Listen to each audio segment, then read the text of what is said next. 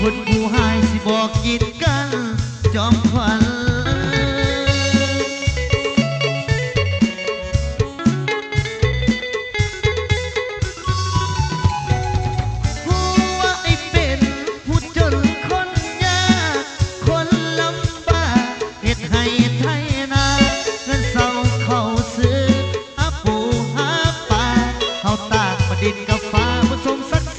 กันดอกเลือกรถน้องเลือกทางไม่ที่ดีเลือกหนุ่มเศรษฐีที่เขาตักดีทุกวันให้แล้วโอกาสเลือกได้ยอมควันคนจนหากมันสิยอมเจ็บปวดเพื่อน้อง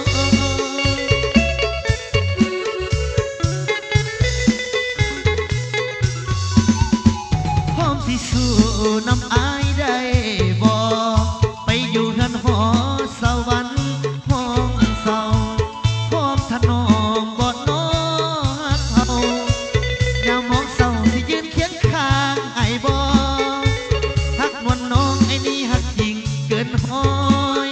แต่บุญน้อยทานอาศัยจนต่ำโวให้โอกาสน้องตัดสินใจแย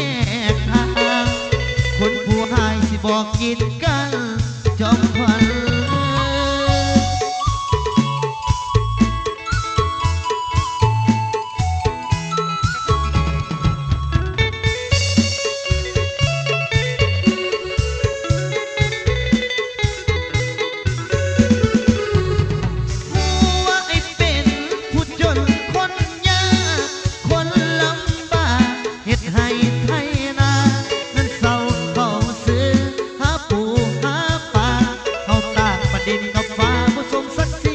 กันดอกเลือกรถน้องเลือกทางไม่ที่ดีเลือกหนุ่มเศรษฐีที่เขาตามจีบทุกวันให้แล้วโอกาสเลือกได้ยอมควันคนจนหากมันสิยอมเจ็บปวดเพื่อน้อง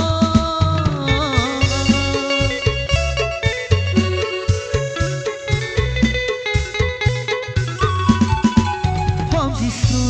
น้ำอายได้บอกไปอยู่เฮือนหอสวรรค์ห้องเศร้าพร้อมถนอมบอดน้องเขายามมองเศร้ายืนเคียงข้างไอ้บอหักนอนน้องไอ้นี่หักจริงเกินห้อยแต่บุญน้อยทานอาศัยจนต่ำโวให้โอกาสน้องตัดสินใจเลือกทางคนผู้ให้สิบอกกินกัน